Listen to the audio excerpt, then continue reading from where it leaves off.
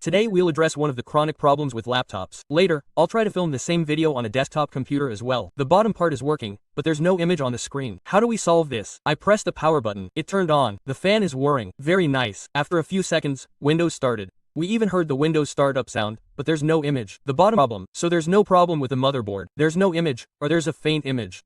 When we shine a light on it, the images become a little clearer. This immediately means that there's no problem with the electronic circuit of your panel. That is, it's displaying the image, but some panels have fluorescent backlighting, and some have LED backlighting.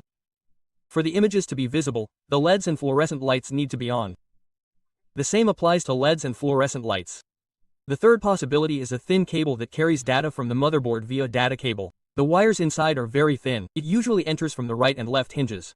When there is any movement or damage to the hinge area, and one of those cables breaks, the image may not appear on the screen. I urgently need the computer. I have my work files on it, and I need to access them. We immediately do a quick check on our laptop. We look at the sides, back, and front. For example, our laptop has 2 output ports. We have an HDMI input. Our job is easy. It could be a monitor. It could be any plasma or LCD television in your home. If there are compatible outputs on the television or monitor, you can connect cables to these ports and project your image onto the television or monitor, allowing you to comfortably continue your work. At least until it's repaired, you can get by with this solution.